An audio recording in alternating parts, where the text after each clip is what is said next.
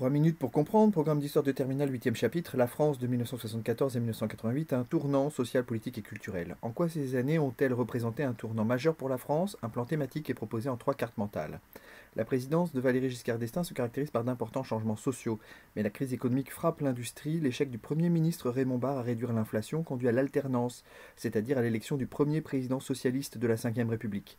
Son programme inclut l'abolition de la peine de mort, des mesures généreuses pour les salariés, mais l'impôt sur la fortune divise les Français. Surtout, le chômage ne baisse pas tandis que la balance commerciale et les finances publiques se dégradent. Mitterrand décide de restaurer l'équilibre du budget de l'État, l'opposition de droite remporte les législatives. Le gouvernement privatise alors les entreprises publiques afin de renflouer les caisses de l'État et de renforcer l'initiative privée. Mais l'augmentation des inégalités inquiète les Français qui réélisent Mitterrand à la présidence en 88. Le taux de chômage atteint 10% à la fin des années 80. Les campagnes se vident, les industries anciennes sont les plus touchées, surtout les mines du Nord-Pas-de-Calais et la sidérurgie lorraine. Les grands ensembles des banlieues concentrent des populations fragilisées. La lutte contre l'exclusion aboutit à la mise en place du revenu minimum d'insertion en 88. Coluche avait déjà fondé en 85 les Restos du Cœur.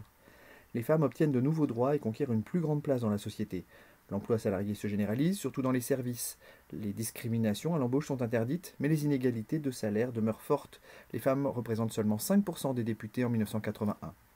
Pour répondre aux revendications émises en mai 1968 et afin de réduire le chômage, la durée des études est allongée.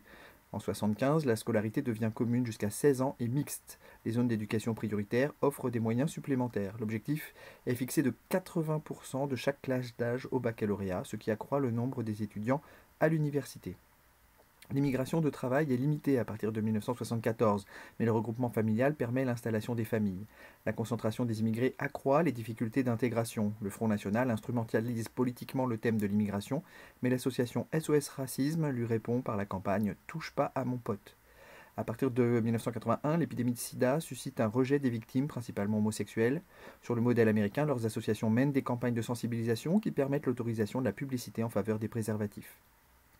Les présidents contribuent à rendre les grands médias plus libres et la surveillance de la télévision est transférée aux professionnels du secteur. La France mène une active politique culturelle avec des constructions de prestige. Le ministre Jack Lang multiplie les initiatives et contribue à la démocratisation de la culture.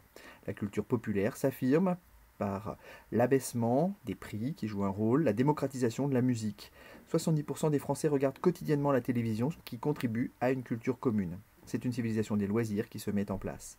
Si cette vidéo vous a été utile, merci de vous abonner et de faire connaître 3 minutes pour comprendre. Grâce à vos likes, je pourrai mettre en ligne de nouveaux contenus plus rapidement. A bientôt.